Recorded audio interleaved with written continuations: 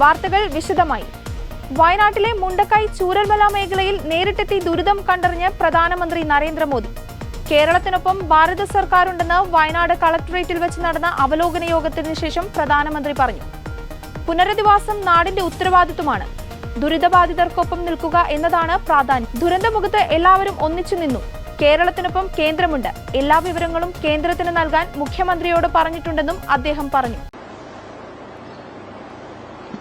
जब से मैंने इस आपदा के विषय में सुना,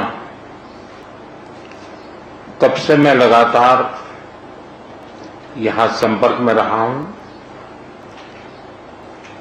पल पल की जानकारी भी लेता रहा हूं और केंद्र सरकार के जितने भी अंग हैं, जो भी इस स्थिति में मदद हो सकते हैं, उसको तुरंत मोबिलाइज करना और हम सब मिल करके इस एक भीषण आपदा में हमारे जो परिवारजन इस समस्या में घिरे थे, उनकी सहायता करना, ये त्रासदी सामान्य नहीं है।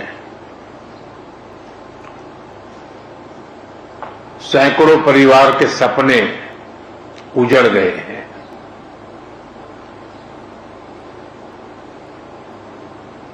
और प्रकृति ने अपना जो रौद्र रूप दिखाया, मैंने वहां जाकर के परिस्थिति को देखा है। मैं रिलीफ कैंप में भी इन पीड़ित परिवारों से मिला हूं, जिन्होंने एक्चुअली उस समय जो देखा और जो झेला, उसका विस्तार से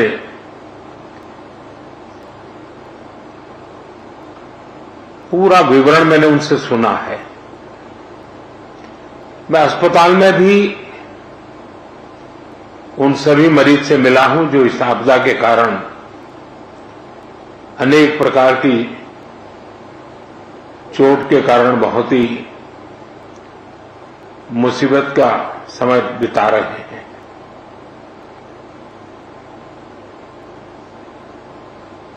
ऐसे संकट के समय जब हम साथ मिलकर के काम करते हैं तो कितना उत्तम परिणाम मिलता है। उसी दिन सुबह ही मैंने माननीय मुख्यमंत्री जी से बात की थी और मैंने कहा था कि हम हर प्रकार की व्यवस्था को मोबिलाइज कर रहे हैं और जितना जल्दी पहुंच सकते हैं पहुंचते हैं। मैंने हमारे एमओएस को भी तुरंत यहां भेजा था, चाहे एसडीआरएफ के लोग हो, एनडीआरएफ के लोग हो, सेना के लोग हो, पुलिस के जवान हो, स्थानीय मेडिकल के लोग हो या यहां के एनजीओ हो, सेवाभावी संस्थाएं हो, हर कोई बिना रुके तुरंत ही आपदा प्रभावित लोगों की मदद के लिए पहुंचने का प्रयास किया। जिन परिजनों ने अपने स्वजन खोए हैं, उसकी पूर्ति करना तो हम मनुष्य के लिए संभव नहीं है, लेकिन उनका भावी जीवन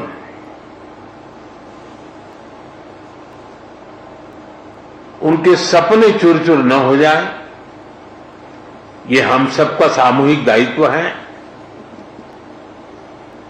और भारत सरकार और देश इस संकट की घड़ी में यहां के पीड़ितों के साथ है। सरकार को जो कल मैंने हमारे इंटरनल मिनिस्टर्स की जो कोऑर्डिनेशन की टीम थी, उनको भी यहां भेजा था। वो कल माननीय मुख्यमंत्री जी से मिले थे, आपके अधिकारियों से मिले थे और वे भी सारे चीजों को देख करके गए हैं।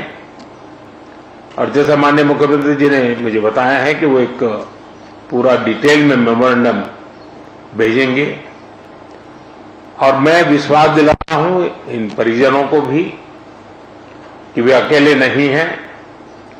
इस दुख की घड़ी में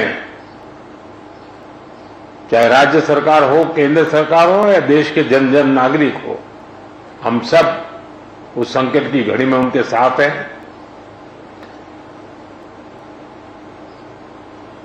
सरकार ने जो नीति नियमों के तहत जो आपदा प्रबंधन के लिए राशि भेजते हैं, उसका काफी हिस्सा पहले ही दिया हुआ है और भी हिस्सा हमने तुरंत रिलीज किया है। और जैसे ही मेमोरेंडम आएगा तो बहुत ही उदारता पूर्वक इन सारी समस्याओं के समाधान के लिए केरल सरकार के साथ भारत सरकार खड़ी रहेगी। और मैं नहीं मानता हूं कि धन के अभाव में यहां कोई काम रुकेगा। വെള്ളാർമല സ്കൂളിലെ കുട്ടികളുടെ പഠനത്തെക്കുറിച്ചും മറ്റു വിവരങ്ങളും Modi chief secretary doctor V വേണുവിൽ നിന്ന് വിവരം തേടി. ഉരുൾപൊട്ടലിൽ തകർന്ന ചൂരൽമല സ്കൂൾ റോഡിലെ വിവിധ പ്രദേശങ്ങളും പ്രധാനമന്ത്രി നടന്ന് സന്ദർശിച്ചു.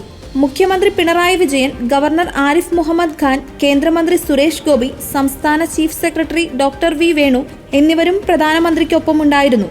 സ്കൂൾ റോഡിലെ 1/2 കിലോമീറ്ററോളം ദൂരത്തിലുള്ള സ്ഥലങ്ങളാണ് പ്രധാനമന്ത്രി സന്ദർശിച്ചത്. പാറക്കൂട്ടങ്ങൾ നിരനിരയായി വന്നടിഞ്ഞ സ്ഥലത്തും മോദി എത്തി.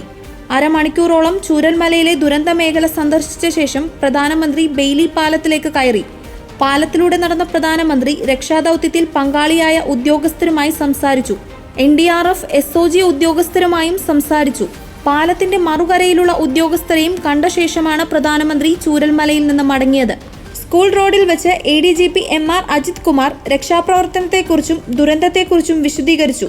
മുഖ്യമന്ത്രി പിണറായി വിജയനും ചീഫ് സെക്രട്ടറിയും ദുരന്ത സ്ഥലത്ത് വെച്ച് പ്രധാനമന്ത്രിയോട് കാര്യങ്ങൾ വിശദീകരിച്ചു.